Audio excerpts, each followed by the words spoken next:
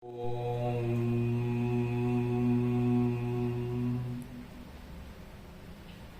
विद्यार्थियों, हरदेव जोशी राजकीय कन्या महाविद्यालय में भारतीय ज्ञान परंपरा केंद्र के अंतर्गत आज हम सभी शिक्षक दिवस की पूर्व संध्या पर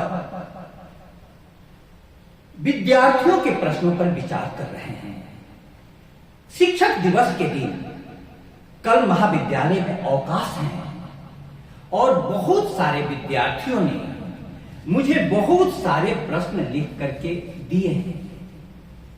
क्लास में विषय की पढ़ाई होती है और किसी विशेष अवसर पर क्लास के बाहर चर्चा के क्षणों में विद्यार्थियों के प्रश्नों का जवाब देना भी जरूरी होता है। आप सभी विद्यार्थियों को यह समझना चाहिए कि शिक्षा का मतलब सिर्फ नौकरी प्राप्त करना नहीं है। शिक्षा का मतलब भारतीय ज्ञान परंपरा में जीवन को प्राप्त करना है। जीवन को आप साधारण शब्दों में समझें कि आज जब से शिक्षा का उद्देश्य नौकरी प्राप्त करना हो गया, तब से शिक्षा जगत में तनाव बढ़ता गया। क्यों तनाव बढ़ता गया? क्योंकि अब पढ़ाई सिर्फ परीक्षा पास करने के लिए और नौकरी प्राप्त करने के लिए होने लगी। ऐसे में कोचिंग इंस्टीट्यूट खुल गए, क्योंकि कॉलेज में और स्कूलों में विभिन्न प्रकार की अन्य गतिविधियां भी कराई जाती हैं जिसमें शिक्षकों का समय जाता है। कोचिंग इंस्टीट्यूट में जाओ और सिर्फ सिलेबस को पूरा करो। इस कारण से कोचिंग इंस्टीट्यूट धीमे धीमे महत्वपूर्ण हो गए। आज कोचिंग इंस्टीट्यूट में भारत के सबसे प्रसिद्ध कोटा नगरी में विद्यार्थी आत्महत्या कर रहे हैं, जबकि भारतीय ज्ञान परंपरा में कहा गया है ज्ञानम अनंतम आनंदम। अब आप थोड़ा सोचो कि ज्ञान हमारे लिए अनंत आनंद है। तुम्हारी फीलिंग क्या है रेणुका? ज्ञान आनंद है कि ज्ञान तनाव है? तुम्हारा नाम क्या है? सीमा। सीमा, बताओ ज्ञान आनंद है कि ज्ञान तनाव है? आज क्या होता है? पढ़ाई से तुम्हें आनंद मिलता है कि तनाव मिलता है? आनंद मिलता है। आनंद मिलता है बेटा, सही बोल रही हो। आनंद मिलता है तो क्या तुमने सारी किताबें खरीद ली? हाँ। वेरी गुड, बहुत अच्छा। घर पर कितने देर पढ़ती हो? अभी तो तबीयत खराब है तो नहीं पढ़ती हूँ, आधा घंटा ही बेटा जाता है। आधा घंटा? अब आधा घंटा तुमको जिसमें आनंद मिले सीमा, क्या वो पढ़ाई तुम सिर्फ आधा घंटा करोगी? नहीं। इसका मतलब हमारे लिए पढ़ाई आनंद का विषय नहीं है। ऐसा हमारे ऋषियों ने क्यों कहा? ज्ञानम अनंतम आनंदम। ज्ञान अनंत आनंद है। जिन ही तुम शिक्षा को जीवन से जोड़ोगी तो तुम देखोगे कि व्यक्तित्व के कई आयाम हैं। एक है शारीरिक, हमारे व्यक्तित्व में तन है। दूसरा है मन, उसका मानसिक आयाम हो गया। और तीसरा तत्व है महत्वपूर्ण आत्मा, आध्यात्मिक आयाम हो गया। शिक्षा तीनों से अपने आप को जोड़ती है। वह तन के बारे में भी ज्ञान देगी, तुम्हारे मन पर भी प्रकाश डालेगी और आत्मा के बारे में भी तुम्हें बताएगी। तो प्यारे विद्यार्थियों, नई शिक्षा नीति के अंतर्गत भारतीय ज्ञान परंपरा केंद्र को मूल में रखा गया है। भारतीय ज्ञान परंपरा को और भारतीय ज्ञान परंपरा के तत्वों को विद्यार्थियों के बीच, संकाय सदस्यों के बीच, समाज के बीच पहुंचाने के लिए भारतीय ज्ञान परंपरा केंद्र की स्थापना की गई है। अब ये देखो, तुम थोड़ा ध्यान से देखो, सिर्फ शिक्षा यदि परीक्षा से जुड़ जाए तो परीक्षा के समय में तुम्हें पढ़ते समय आनंद नहीं मिलता है, तनाव रहता है। क्यों? क्योंकि ज्यादा से ज्यादा नंबर पर तुम्हारा ध्यान रहता है। तो वो पढ़ाई हो गई, और कोचिंग में, ट्यूशन पर सिर्फ पढ़ाई होती है, इसलिए वहां तनाव। और जो विद्यार्थी सिर्फ पढ़ाई में और नंबर के दौड़ में पीछे पड़ जाते हैं, वे अवसाद में पड़ जाते हैं और आत्महत्या कर लेते हैं। शिक्षा जगत में कभी अवसाद और आत्महत्या जैसी चीज तो थी ही नहीं। आज शिक्षा का जो उद्देश्य बदल गया है, उसके कारण शिक्षा जगत में तनाव व्याप्त हो गया है। तो सबसे पहला विद्यार्थियों यह जानना कि शिक्षा तुम्हारे जीवन के शारीरिक, मानसिक और आध्यात्मिक तीनों आयामों को स्पर्श करती है। इतनी बात आपके समझ में आ गई? अब देखो, शिक्षा की एक परिभाषा, एक कविता विद्यार्थियों के लिए मैंने लिखी थी। उसकी पहली लाइन थी, जो तुमको खुद से मिला सके वही शिक्षा है, अन्यथा एक भिखारी की दूसरे भिखारी को दी गई भिक्षा है। तुमको खुद से मिला सके। क्यों ऐसा कहा गया? क्योंकि स्वामी विवेकानंद कहते थे कि विश्वास, विश्वास, विश्वास, अपने आप में विश्वास, फिर ईश्वर में विश्वास। अपने आप में विश्वास का अर्थ क्या हुआ? अपने आप में विश्वास का अर्थ हुआ कि तुम्हारी आत्मा परमात्मा के पास से आई है। तन तो मां बाप से मिलता है, लेकिन आत्मा परमात्मा के पास से आई है। तो परमात्मा में जो तीन शक्तियां हैं, ओमनीपोटेंट, सर्वशक्तिमान है परमात्मा, ओमनी प्रेजेंस, सर्वव्यापी है, और ओमनीपोटेंट, सर्वशक्तिमान है। ये तीनों तुम्हारे में भी है, लेकिन वो प्रस्फुटित नहीं होता है, प्रस्फुटित नहीं होता है। इसलिए अगली लाइन ध्यान से सुनना। आधुनिक शिक्षा ने हम पर ऐसी मान्यताएं ला दी हैं, हर व्यक्ति खुद से दूर दौड़ रहा पाने को गादी है। हम सब लोग नौकरी के पीछे, पद के पीछे भाग रहे हैं। इस कारण जीवन में तनाव हो गया, इस कारण जीवन में तनाव हो गया। वो भी जरूरी है। नई शिक्षा नीति में कौशल विकास पर जोर दिया गया है, लेकिन नई शिक्षा नीति में सबसे महत्वपूर्ण चारित्रिक विकास, उसके बाद कौशल विकास, उसके बाद समालोचनात्मक दृष्टि। आपको ये जानना होगा।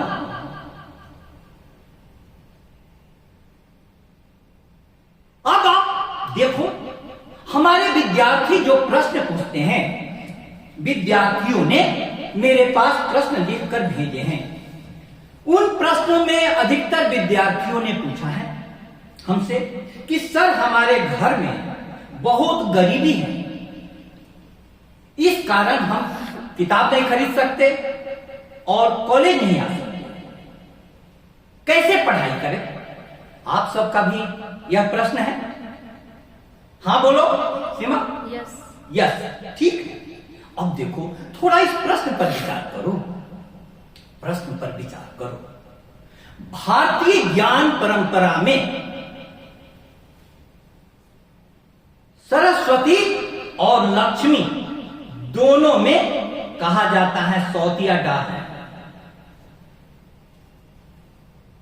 क्यों ऐसा कहा गया?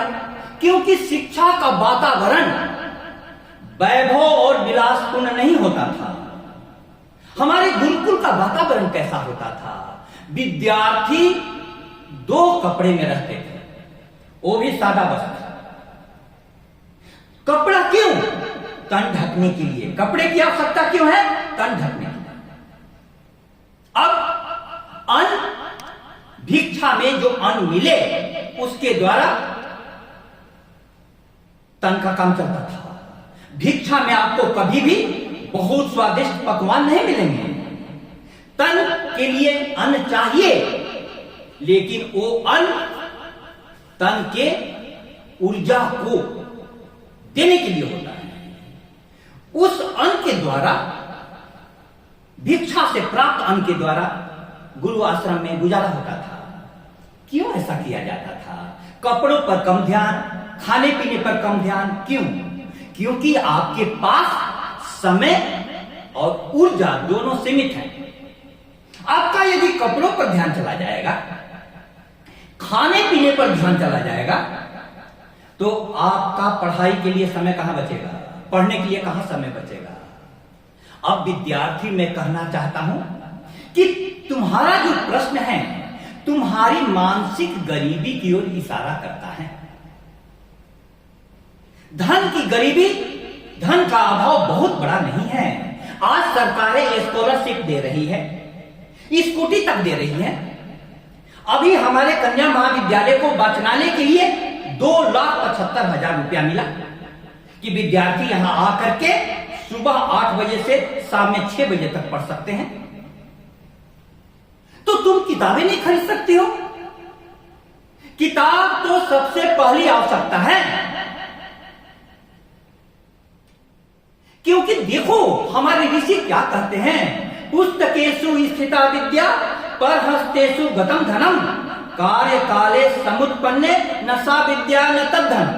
पुस्तक में स्थित विद्या और दूसरे के हाथ में गया हुआ धन समय पर काम नहीं आता।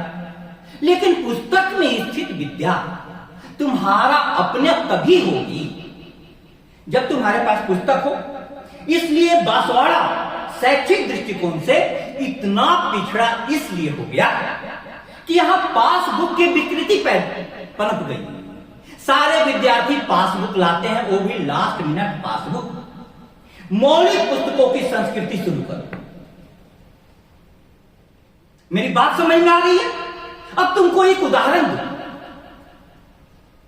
मुझे खेल में रुचि हो गई तो मैं दिन रात खेलने लगा।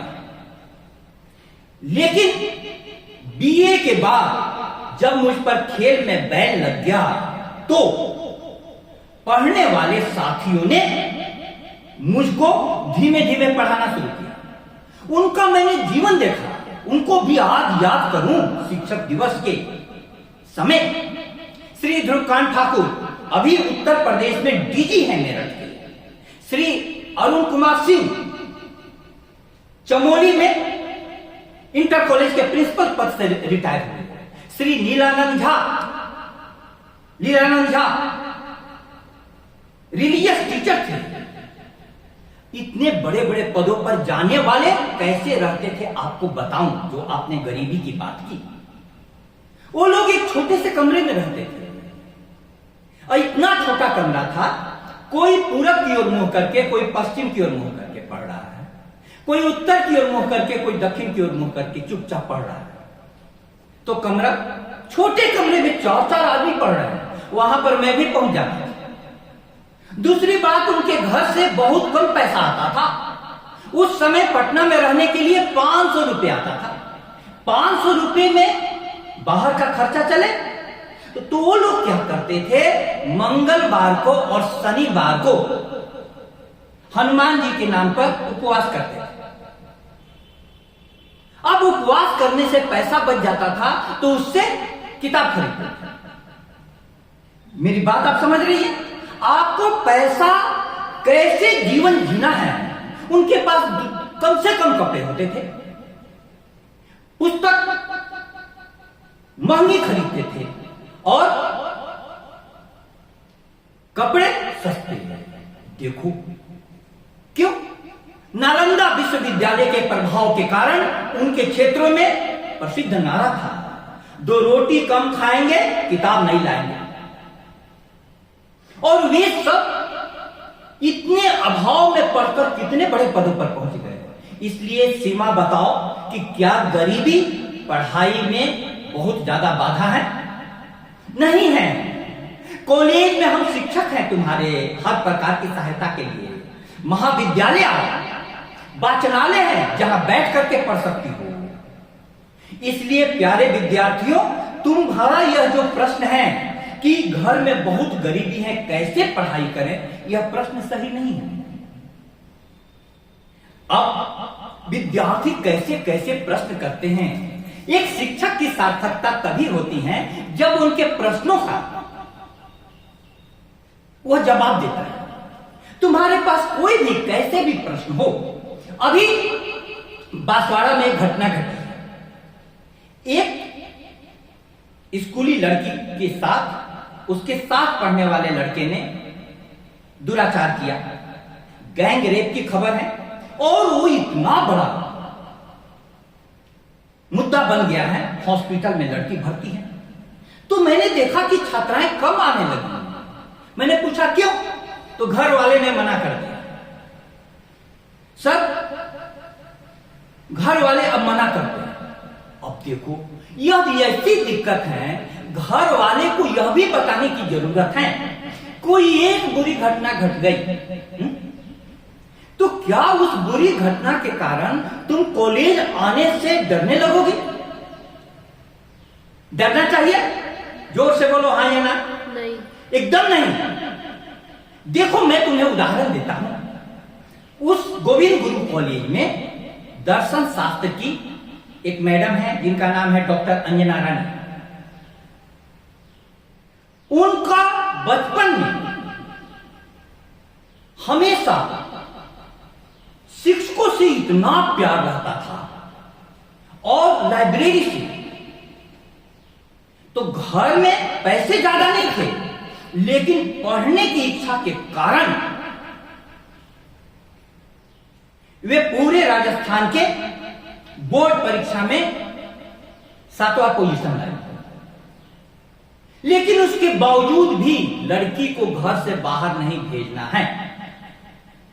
इसके कारण मां बाप बाहर भेजने को राजी नहीं थे। लेकिन पढ़ाई की जिद के कारण वे घर से बाहर निकलकर गांव से राजस्थान विश्वविद्यालय पहुंचे। वहां पर एमए की परीक्षा में टॉप कर गई, गोल्ड मेडल मिला। अब देखो, एक लड़की उस गांव से गोल्ड मेडल लाई तो सारे मां बाप अपनी बच्चियों को भेजने लगे। सारे मां बाप पढ़ने के लिए भेजने लगे। तो हमें किसका उदाहरण लेना है? क्या बांसवाड़ा में लड़कियां निकल करके ऊंचे पदों पर नहीं जा रही है? एक लड़की गलती की, उसका उदाहरण लेना है या हमें अच्छा उदाहरण लेना है? यह तो हमारा चुनाव है। शिक्षा सिखाती है कि कितना भी जीवन में अंधेरा हो, एक तारा भी दिखाई देता है, तुम्हारे जीवन का अंधकार दूर हो जाएगा। हजारों वर्षों का अंधेरा तुम्हारे क्षेत्र में हो, एक छोटा सा दीपक तुम्हारा अंधेरा दूर कर देगा। तो प्यारे विद्यार्थियों, इस बात को समझो। रात में एक सितारा भी बहुत होता है, आंख वाले को इशारा भी बहुत होता है। क्या इशारा मैंने किया? तुम किसको ध्यान में रखोगी? तुम्हारे कॉलेज में कितने अच्छे शिक्षक हैं। यहीं पर इसी कॉलेज से पढ़ करके निकली हुई परमिला पारगी मैम, तुम भी लोग के समान स्टूडेंट थी, इंग्लिश की प्रोफेसर बन गई। और कितने शिक्षक, तुम शिक्षकों से जुड़ो। एक कोई गलती कर देता है तो उसकी सजा सभी को नहीं मिलनी चाहिए। प्यारे विद्यार्थियों, आज इस शिक्षक दिवस के अवसर पर एक प्रश्न और विद्यार्थियों का मैं ले लेता हूं। एक विद्यार्थी ने पूछा है कि सर, पढ़ने में मन नहीं लगता। यह आपकी भी समस्या होगी, सबकी समस्या होगी। पढ़ने में मन कैसे लगे? एक बात जान लो, हमारी संस्कृति में कितनी गहरी दृष्टि दी गई है। हमारे व्यक्तित्व में सबसे प्रमुख मन है। क्या है? मन। इसीलिए हमें मानव कहा जाता है। और यह जो मन है बहुत चंचल है, बहुत चंचल है। एक क्षण में यह मन तुम्हारा यहीं बैठे बैठे गांव चला जाएगा, दूसरे क्षण में किसी सहेली के पास चला जाएगा, तीसरे क्षण में मेला घूमने चला जाएगा, चौथे क्षण में कागजी पिकअप चला जाएगा, जबकि तन यहां बैठा हुआ है। अब इतने चंचल मन को जो सब जगह दौड़ रहा है, कैसे स्थिर किया जाए, स्थिर किया जाए, तभी तो पढ़ाई में मन लगे।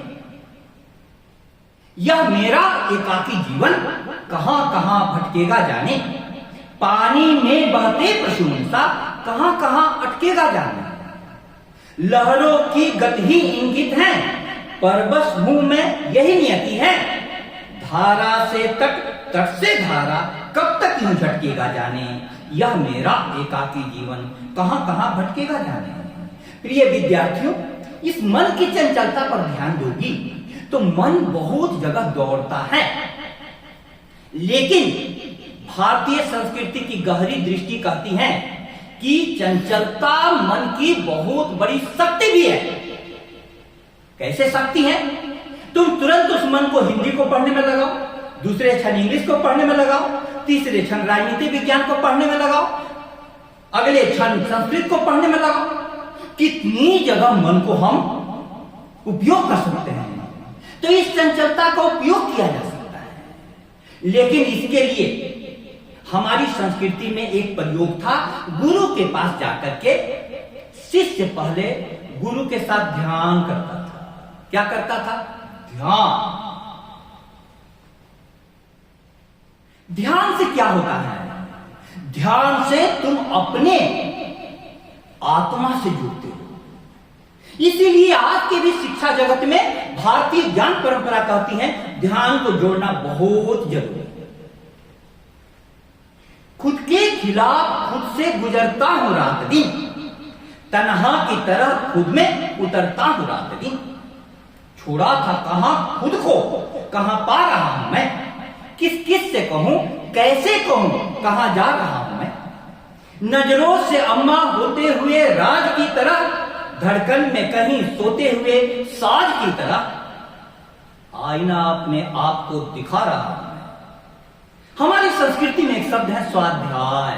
स्वाध्याय का मतलब क्या हुआ? क्या मतलब सीमा? स्वाध्याय का मतलब क्या हुआ? रेणु, स्वाध्याय का मतलब क्या हुआ बताओ? मालूम है? तुम 12 साल स्कूल में पढ़ गई, स्वाध्याय का मतलब नहीं पता? देखो, एक तो स्वाध्याय का मतलब विद्यार्थी बोलते हैं सेल्फ स्टडी, अपने से अध्ययन। लेकिन भारतीय संस्कृति में स्वाध्याय का मतलब है स्वयं का अध्ययन। स्वयं का अध्ययन, स्वयं के बारे में अध्ययन करो। अपने को भी तो देखना है। ये कहां कहां हम भटक रहे हैं। कॉलेज से घर, घर से कॉलेज, और बीच में कहां कहां भटकाव हो रहा है, ये तो देखना होगा।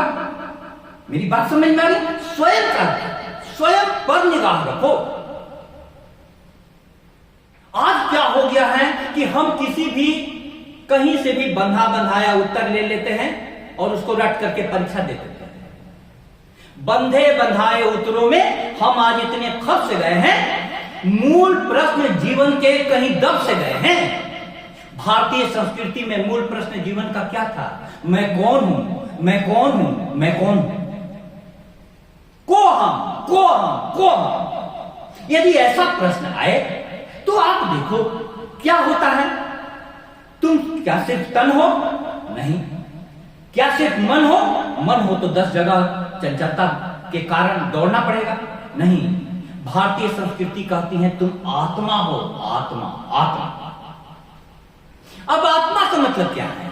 तुम देखोगे कि तुम जब कभी भी कोई गलत काम करोगी तो छुपा कर करोगे। बात सही है सीमा, रेणु? छुपा कर। क्यों?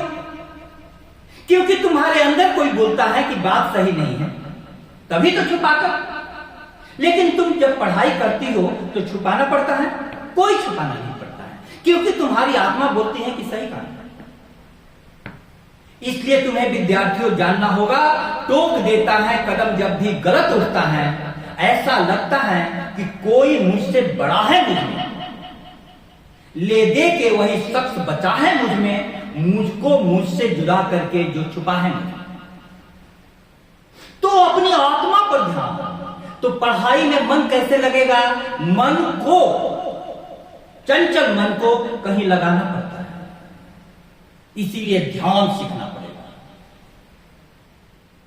तुमने देखा दाएं बाएं, तुमने ऊपर नीचे देखा, आंखें फाड़ निहारा तुमने आंखें नीचे देखा, किंतु किसी भी ओर कभी भी स्थिर नयन नहीं कर पाए। तुम अध्ययन नहीं कर पाए, तुम अध्ययन नहीं कर पाए। अध्ययन के लिए क्या जरूरी है? स्थिर नयन। नयन को स्थिर करना किताबों में सीखो।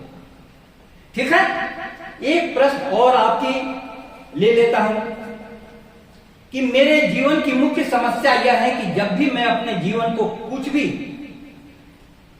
सपनों की ओर चलती हैं, जैसे कि पढ़ाई के बारे में मुझे जाने लाने की समस्या होती है, क्योंकि गरीबी का कारण यह समस्या होती है, गरीबी के कारण वही है, वो महत्वपूर्ण नहीं है। दूसरा, कोई निजी समस्या नहीं है, पर जीवन में परेशानियां आए ऐसा मुमकिन नहीं है।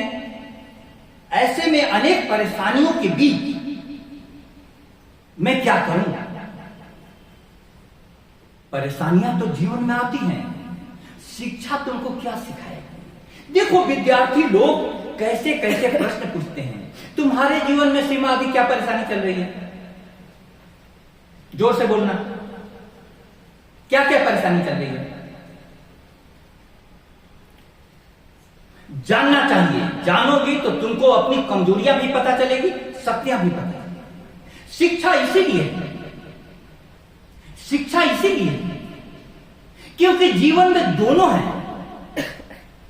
जीवन अपूर्ण लिए हुए पाता कभी खोता कभी, आशा निराशा से घिरा हंसता कभी रोता कभी। गति मति न हो और इसका ध्यान आठों याम है।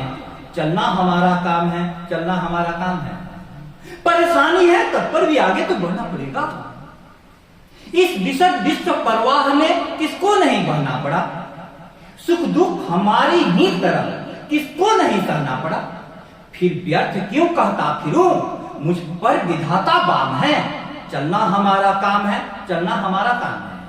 आपके स्कूल की पुस्तकों में सब कविता पढ़ाई जाती है। कितना भी सुख दुख है, दिन के बाद रात आती है, दुख के बाद सुख है। सब आएगा, सफलता आएगी, लेकिन उन परेशानियों से हमें डिगना नहीं है। लेकिन आज की सबसे बड़ी समस्या क्या है? हमारे महाविद्यालय से भी गृह विज्ञान में प्रत्येक वर्ष एक गोल्ड मेडलिस्ट निकलते हैं। नई शिक्षा नीति आने के बाद हमारे पाठ्यक्रम परिवर्तित हो गए हैं और हमारे सेमेस्टर परीक्षा प्रणाली शुरू हो गई है। बहुत कुछ बदलाव है, बहुत कुछ बदलाव है। कुछ लोग बोलते हैं कि प्राचीन शिक्षा नीति ही यहां के लिए सही थी, क्योंकि इतनी जल्दी जल्दी परीक्षा कराने से पढ़ाने का अवसर नहीं मिल रहा है। हर 6 महीने पर टेस्ट और ऊपर से सिलेबस नया, विद्यार्थी क्लास में कम आते हैं, अनियमित आते हैं। तो यह प्राचीन परीक्षा पद्धति ही सही थी, उनका कहना। लेकिन कुछ लोग ऐसे भी हैं जो नई शिक्षा नीति में बहुत आशावादी दृष्टिकोण रखते हैं। वे बोलते हैं कि नई शिक्षा नीति से हमारे शिक्षा जगत में बहुत बड़ा परिवर्तन होगा, चरित्र का विकास होगा, कौशल का विकास होगा, समालोचनात्मक दृष्टिकोण का विकास होगा। अब मैं बोल रहा था कि इस शिक्षा व्यवस्था से जो विद्यार्थी टॉपर भी निकल रहे हैं, क्या सभी को नौकरियां मिल रही है? नहीं मिल रही है। मैं टॉपरों को, गोल्ड मेडलिस्टों को देख रहा हूं। विश्वविद्यालय का गोल्ड मेडलिस्ट सड़क पर खड़ा था, उपाधियों के घेर तले उसका अरमान पड़ा था। परीक्षा जिंदगी की आज वह फेल हो गया था, अनमोल सा हीरा बेमोल सेल हो गया था। कई गोल्ड मेडलिस्ट जो लड़कियां यहां से पास की हैं, उनकी नौकरी नहीं लगी है। अब हमें यह कहना है कि नई शिक्षा नीति हमारे व्यवहार में आ गई है, सरकार द्वारा लागू कर दी गई है। इसमें हमें देखना है कि हम आगे कैसे बढ़ें। कालिदास का एक श्लोक है, पुराणम इत्येव न साधु सर्वम न चापि काव्यम नौमित्य अवध्यम संत परीक्षण तरद भजन्ते मूढ़ पर परतेने बुद्धि। इसका अर्थ मैं तुम्हें बता दूं, पुराना सब कुछ अच्छा नहीं होता। पुराणम इत्येव न साधु सर्वम न चापि काव्यम नौमित्य अवध्यम, और नया होने से उसमें बहुत बुराई नहीं होती। संत लोग परीक्षा के बाद ही कोई विचार बनाते हैं और मूढ़ लोग जल्दी निर्णय ले लेते हैं। अब हमारे सामने में जो चुनौतियां हैं ये विद्यार्थियों, वह चुनौतियां यह है कि जमाना तेजी से बदल रहा है। आज पूरा विश्व टेक्नोलॉजी के कारण इतनी तेजी से बदल गया कि आज हर के हाथ में मोबाइल होता है, एआई आ गया। इस जमाने में नई तकनीक के साथ, नए परिवर्तनों के साथ हम आगे नहीं बढ़ेंगे तो हमारी युवा पीढ़ी पिछड़ जाएगी। अब उपाय क्या है? उपाय यह है कि जो हमारे सामने में चुनौतियां हैं उसमें हम समाधान का रास्ता देखें।